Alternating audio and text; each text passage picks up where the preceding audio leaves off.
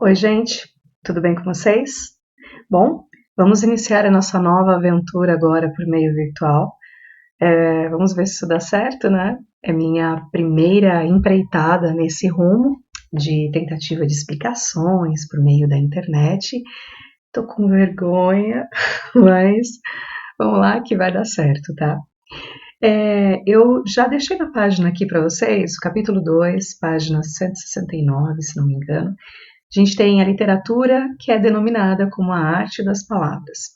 Antes, porém, gostaria que vocês pudessem fazer uma anotação sobre a verossimilhança, que foi um dos assuntos que nós deixamos de lado, não deu tempo para nós tratarmos, mas ele vai dentro daquela colocação sobre narrativas, tá? A gente estava vendo a estrutura da narrativa, personagem, narrador, tempo, espaço, intertextualidade, simbologia e faltou a verossimilhança. O que vem a ser a verossimilhança? Vero, verdadeiro, semelhança, realidade. A verdade, a verdadeira relação que se estabelece com a realidade. A semelhança que eu tenho com a verdade, com o que é real, com o que está sendo exposto para mim. Dentro do que nós vamos estudar por esses tempos de contos, crônicas, textos literários, poesia, nós vamos estabelecer dois critérios para a verossimilhança. Um é a verossimilhança interna e o outro a verossimilhança externa, tá? Lembra que entre os tempos nós temos o tempo cronológico e o tempo psicológico? Para a verossimilhança interna e externa. Diferenças. Verossimilhança interna é toda aquela situação em que eu me coloco como acreditando na história que está sendo contada, mas eu acredito porque eu estou lendo ali, ou porque eu estou participando daquela situação, naquele momento fechado. Um exemplo, quando eu leio ou quando eu assisto O Senhor dos Anéis.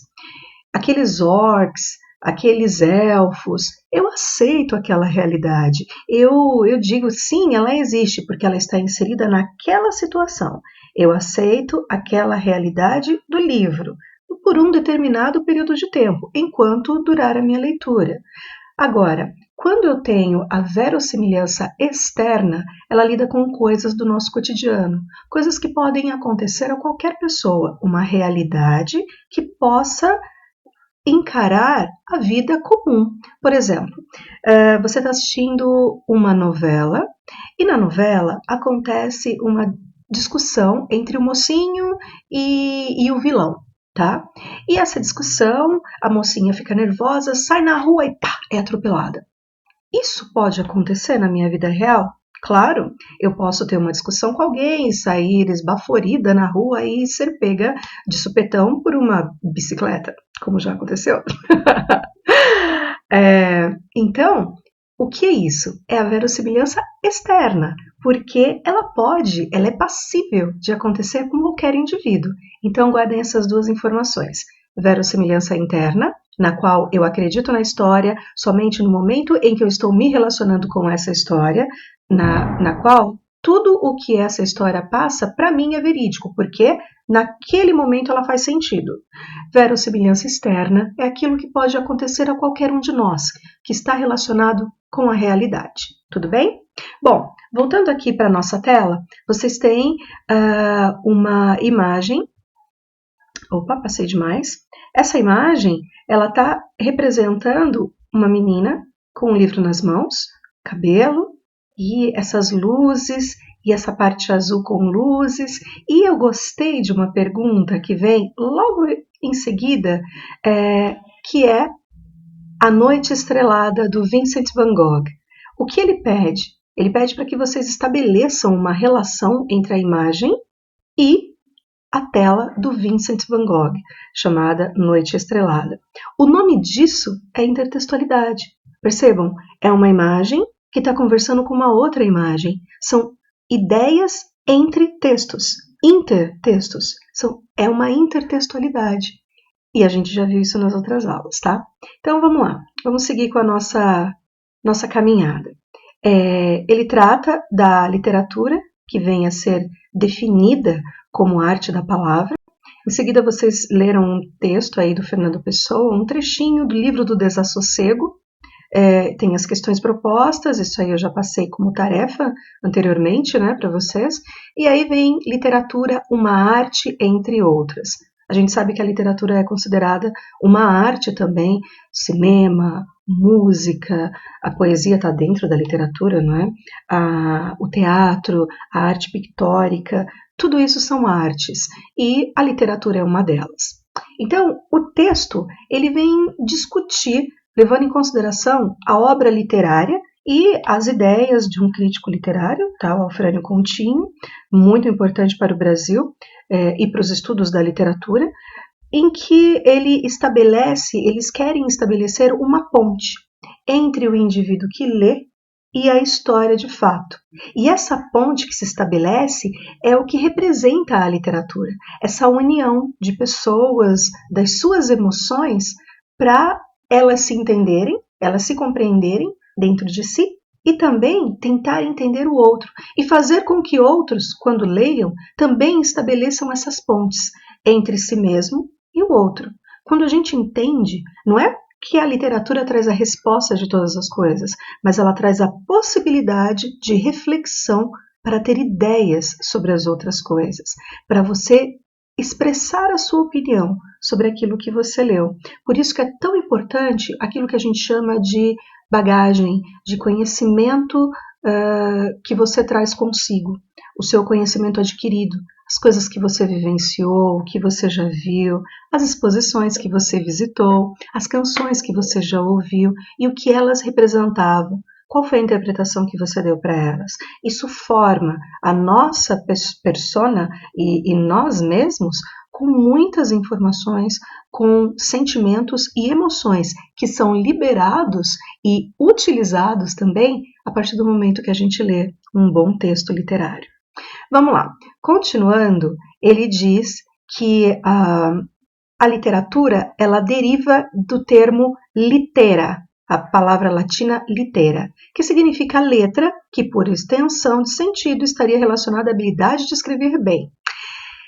Escrever bem é muito bom, mas não significa que todo texto bem escrito seja uma obra literária, porque nem todo texto bem escrito ele está trazendo relações com aquilo que a gente chama de a intencionalidade estética, a emoção que se deseja passar. Às vezes um texto muito bem escrito pode ser uma receita de bolo, foi muito bem escrito, ele está delimitando lá quais são os ingredientes, o tempo de forno, o modo de preparo, enfim, isso pode ser um texto muito bem escrito, mas não significa que ele seja um texto literário. Em seguida, nós temos aqui a apresentação de um trecho de uma poesia. Bom, aqui é a palavra do Alfrânio Coutinho sobre o que vem a ser a relação da ponte, né, entre a leitura, o indivíduo e si mesmo, e o indivíduo e os outros. E aí a gente tem a intencionalidade estética para o emprego da palavra. E aí, a procura da poesia, que aqui não é a poesia inteira, mas é um trecho desse poema bonito, dessa poesia bonita do Drummondzinho. Gosto de chamar de Drummondzinho porque a gente é próximo, tá? Vamos nesse trecho aqui, ó. Penetra surdamente no reino das palavras. Lá estão os poemas que esperam ser escritos. Estão paralisados, mas não há desespero.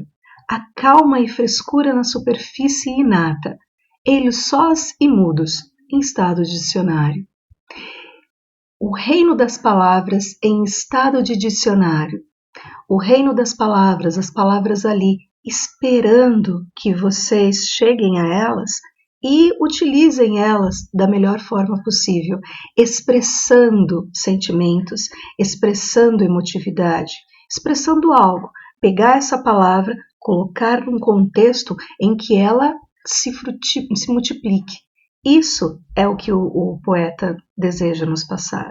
Isso é o que o eu lírico está nos dizendo sobre esse trecho, obviamente. Mas foi o trecho que eu escolhi porque eu achei que ele está de acordo com aquilo que nós estamos observando nesse momento.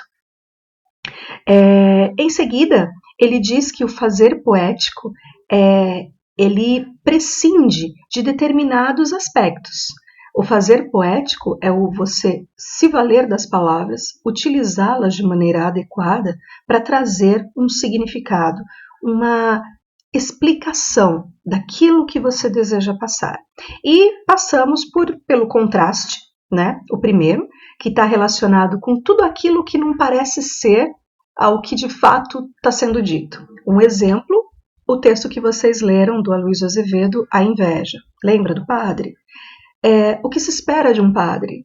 Que mesmo que a vida dele tenha sido sofrida, ele apresente compaixão.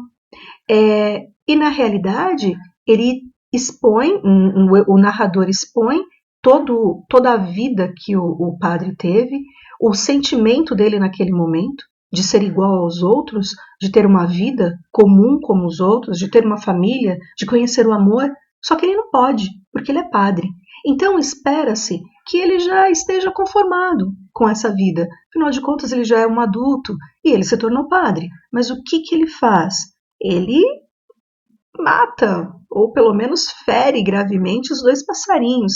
Por quê? Porque não interessa. Não interessa que eles estão felizes. Eu não estou. E alguém vai ter que sentir o que eu sinto.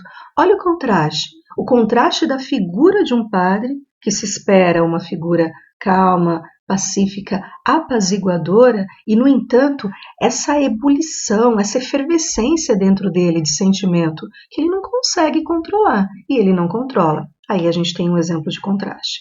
Em seguida, a linguagem. Linguagem é justamente o encadeamento das palavras com a finalidade de que elas transmitam algo para quem está lendo. Você vai se valer dos vocábulos, colocá-los do modo que você achar mais interessante, seja numa poesia, numa narrativa, seja numa pintura. Aí você não utiliza vocábulos, você vai utilizar cores ou não, formas ou nada de formas. A linguagem é o modo como você vai se conectar com o outro, conectar aquilo que você deseja para o outro. Em seguida, a polissemia, que vem a ser os vários sentidos ou vários significados que uma palavra pode ter. E isso só acontece de acordo com o contexto. A partir do contexto, uma palavra pode assumir vários significados. Vamos então às funções da literatura. Que funções a literatura exerce para nós? Primeira delas, a função evasiva. O que é a evasão? É a fuga da realidade.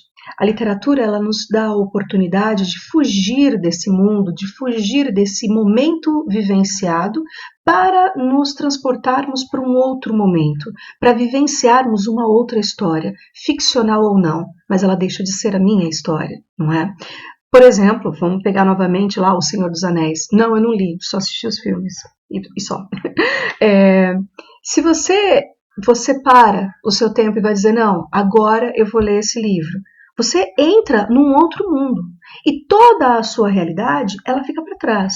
Lógico, você precisa de um pouco da sua realidade, como cognição, compreensão, interpretação do que está sendo dito, mas você fica vidrado naquilo que está sendo contado. Aquele é o seu novo mundo, aquela é a sua experiência. Por fim, essa ideia da função evasiva é de você ter capacidade futuramente de sonhar. Essa função ela está relacionada à sua criatividade, ao como você vislumbra aquilo que você está lendo. Porque, querendo ou não, você está lendo um texto. E é lá, aqui, ó, no seu aplicativo, que as coisas vão acontecer. A partir da decodificação das palavras, o mundo vai acontecer na sua mente.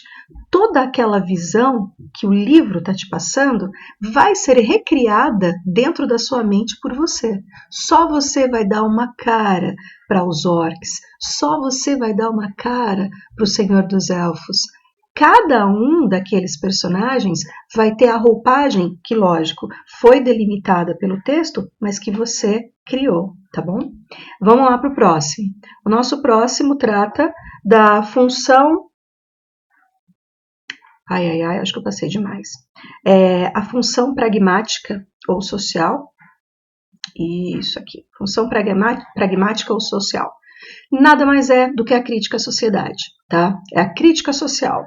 A função da literatura nesse momento é tentar auxiliar, tentar conscientizar o leitor daquilo que está acontecendo num determinado momento histórico, num determinado momento político. Ela pode se valer de ironia para expressar situações que as pessoas estão vivenciando no momento atual de quando aquele texto foi escrito, tá? Então, pragmática ou social está relacionado com a crítica social. Função identitária. Ela promove para nós a ideia do pertencimento. É a minha identidade. Por quê? A partir de textos que eu leio, a partir de obras que vão tentar explicar o ser humano, a pessoa, ou uma característica, um traço da personalidade, eu posso me encontrar nisso também. E isso é o que a gente chama de função identitária. É você se identificar com um texto lido, com uma situação vivenciada pela personagem. É você fazer disso parte de si. Tudo bem? Então, até aqui era o que eu gostaria de passar para vocês, né, nessa aula. Eu convido vocês a trazerem dúvidas, a falarem se tá legal o formato. Eu não conheço outros, tá? Mas vocês podem me dar dicas de como melhorar essa aula. Se ficou faltando alguma informação, vocês me peçam, por favor, no nosso encontro semanal lá no Zoom. E façam perguntas, tá? Por favor, leiam o texto, façam perguntas e a gente se vê no nosso próximo encontro virtual. Até logo!